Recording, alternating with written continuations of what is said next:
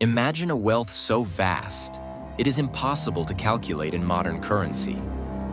Imagine a procession of gold stretching as far as the eye can see, crossing the blistering sands of the Sahara.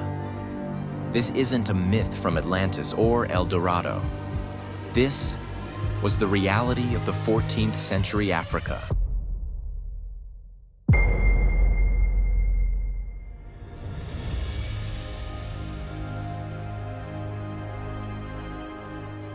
Welcome to episode 1 of the series dedicated to the greatest figures of ancient Africa. In this season, we are traveling across the continent to uncover the empires and legends that history books often overlook. From the archers of Nubia to the generals of the Moors, we are exploring the true titans of history. And there is no better place to start than with a man whose wealth was so vast, modern economists still cannot calculate it. A man who put West Africa on the map, literally in gold. Today, in episode 1, we uncover the true story of Mansa Musa, the Golden King and ruler of the Mali Empire, or as historians agree, the richest man to ever walk the earth. To understand the king, we must first understand the land that forged him. The Mali Empire did not appear out of nowhere. It rose from the ashes of the Ghana Empire, strategically positioned between the lush rainforests of the south and the trade routes of the Sahara to the north. But the true secret to their power lay beneath the ground. The gold fields of Bambuk and Buro produced nearly half of the old world's entire gold supply. But it wasn't just gold, it was salt. A commodity worth its weight in gold in the ancient world that flowed through the veins of the empire. However, a rich land needs a strong leader. Before Musa, there was the founder, Sundiata Keita, known as the Lion Prince. His life is the stuff of legend. In fact, many historians believe his epic story inspired the Lion King. Born crippled and exiled, Sundiata rose to unite the Mandinka tribes and defeat the sorcerer king Sumaoro Kante. Sundiata didn't just conquer, he built. He established the Kurukan Fuga, one of the world's first oral constitutions, which codified human rights and social order long before the Magna Carta was fully realized in Europe. This foundation of military might and federal unity paved the way for the Keita dynasty. By the time the 14th century arrived, the Empire of Mali was a behemoth. It covered modern-day Mali, Senegal, the Gambia, Guinea, Niger, Nigeria, Chad, and Mauritania. It was a land of peace, where trade flourished and the roads were safe. But the world didn't know it yet. They were about to find out in the most spectacular way possible.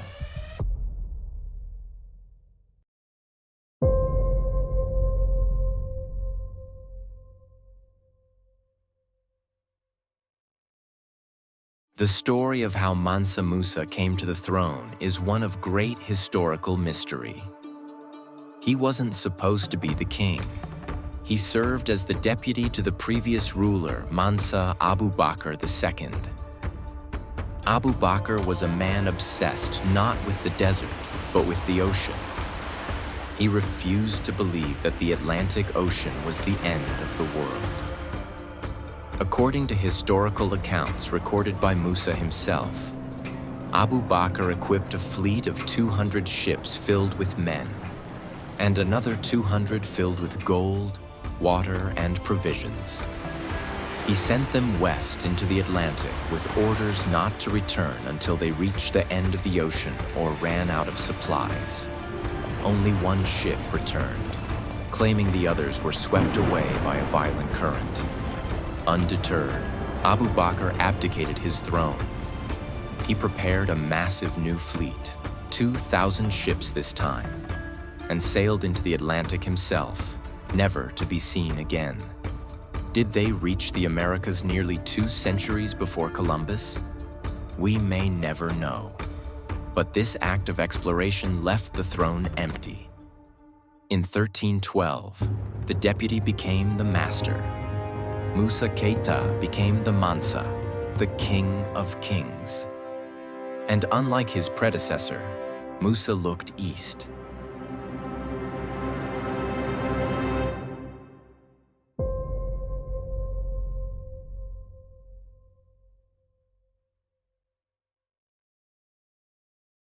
Musa was a devout Muslim. By 1324, he had ruled for over a decade, consolidating his power and expanding his borders. But he felt the call to fulfill the fifth pillar of Islam, the Hajj, a pilgrimage to the holy city of Mecca. But a king of Mali does not travel like a commoner. He began to plan an expedition that would serve a dual purpose. First, it was a spiritual journey. But second, and perhaps more importantly, it was a diplomatic mission. It was a piece of international theater designed to show the world that Mali was a superpower. He began to assemble a caravan that would become the stuff of legend. Historians estimate the procession included 60,000 men. Imagine a moving city. There were 12,000 servants, each carrying a 4-pound gold bar. There were heralds dressed in the finest Persian silks, bearing gold staff. There were 80 camels, each loaded with 300 pounds of gold dust. The logistics were staggering. How do you feed 60,000 people and thousands of animals in the middle of the Sahara Desert? It required a level of organization and supply chain management that rivaled any modern army. When the caravan finally departed Niani, the ground surely shook.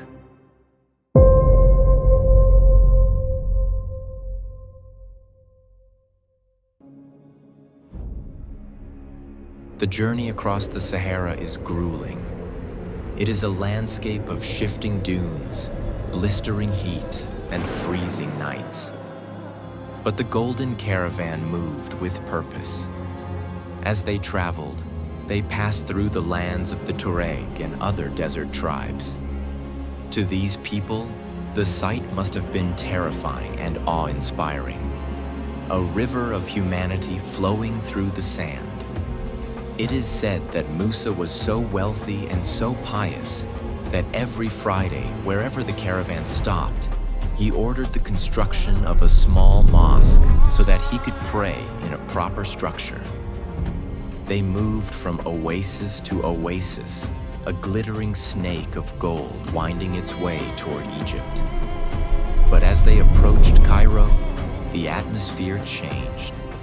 They were entering the domain of the Mamluk Sultanate, a powerful Islamic empire in its own right.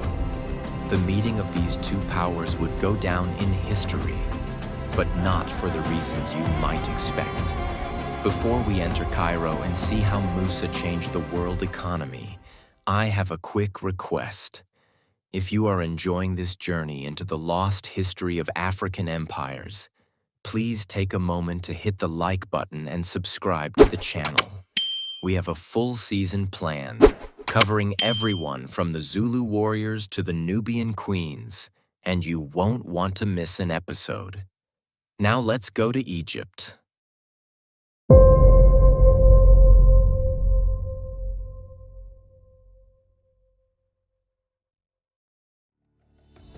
When Mansa Musa arrived in Cairo, the city was ruled by Sultan al-Nasir Muhammad. It was a delicate diplomatic moment. Custom dictated that anyone entering the Sultan's presence must kiss the ground before him.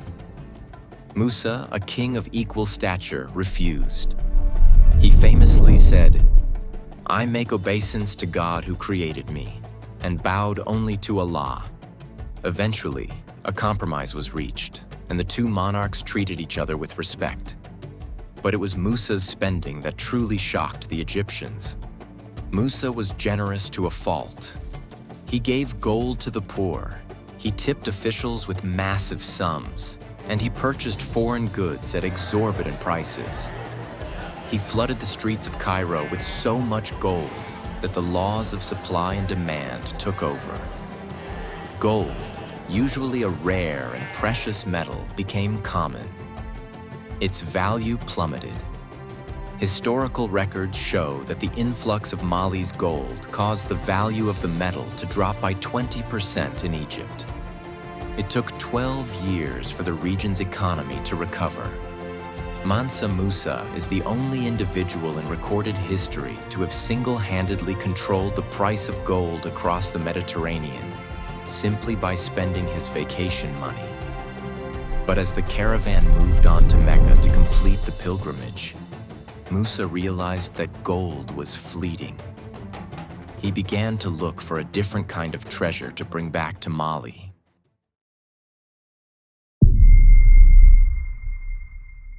But while the markets of Cairo were dazzled by his gold, Musa was looking for something far more valuable than metal. He retreated to the quiet of the city's great libraries, seeking out the leading intellectuals of the Islamic world. He wasn't just a pilgrim. He was a headhunter. Holding court among poets, jurists, and astronomers, Musa laid out his vision for a new empire of the mind. It was here, in these quiet halls, that he convinced the Andalusian architect Abu Ishaq al-Sahili to return with him to Mali, an alliance that would change the skyline of West Africa forever.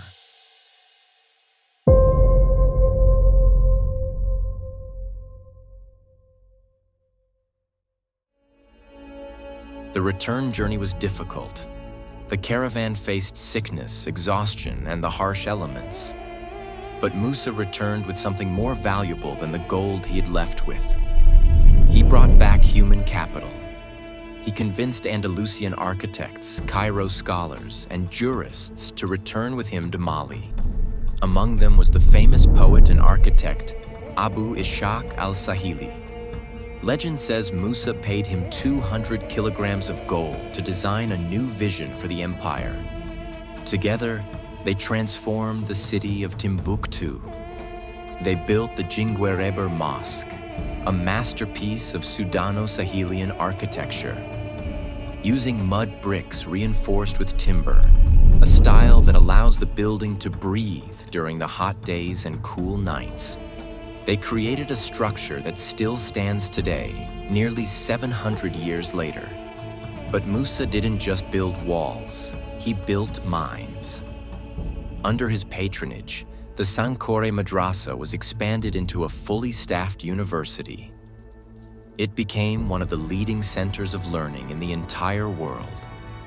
While Europe was struggling to recover from the Black Death, Timbuktu was flourishing. It housed hundreds of thousands of manuscripts. Scholars traveled from all over the Islamic world to study astronomy, mathematics, law, and medicine here. It was said that in Timbuktu, the trade in books was more profitable than the trade in gold.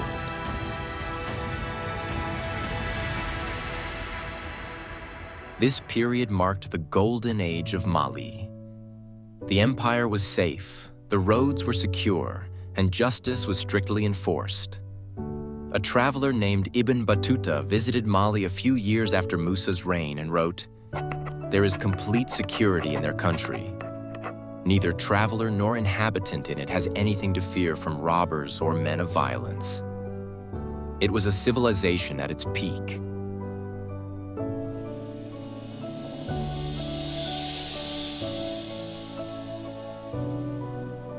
Musa's influence eventually reached the shores of Europe, but not through war or conquest. It came through a map. In 1375, a Jewish cartographer named Abraham Cresques created the Catalan Atlas, the most important map of the medieval period.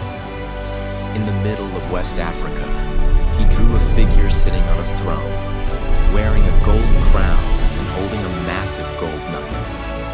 The caption read, "This black lord is called Musa Mali. So abundant is the gold which is found in his country that he is the richest and most noble king in all the land. This image changed everything. For centuries, Europe had viewed Africa as a mysterious, unknown land. Now they saw it as a land of limitless opportunity and wealth. This map seared the idea of African gold into the European imagination. Tragically, this admiration would eventually curdle into greed, sparking the age of exploration and the subsequent horrors of colonization. But for a moment, the world looked at West Africa not with condescension, but with envy.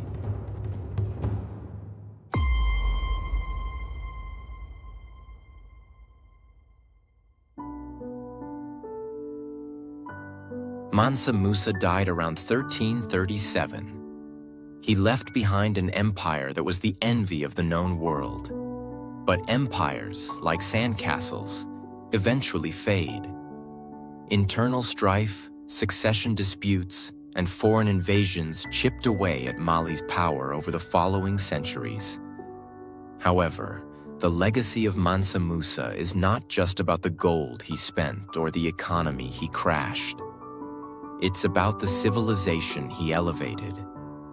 The manuscripts of Timbuktu remain to this day, a testament to a sophisticated literary culture that existed long before European arrival. They prove that African history is not just oral tradition. It is written, it is scientific, and it is profound. Mansa Musa reminds us that the history of Africa is not one of poverty, but of power, prestige, and unparalleled prosperity. He stands as a titan of history, a man who walked across the desert and left footprints of gold that the wind could never blow away.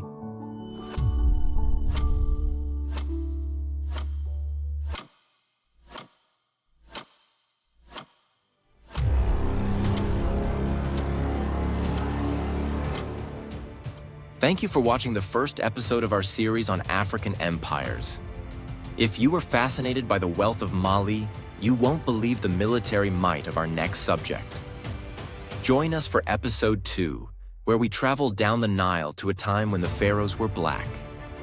We will uncover the story of the Nubian kings who marched north, conquered Egypt, and saved Jerusalem from the Assyrian army. It is a story of archers, pyramids, and a dynasty that Rome itself feared. Make sure you are subscribed and have notifications turned on so you don't miss the Black Pharaohs. See you in the next chapter of history.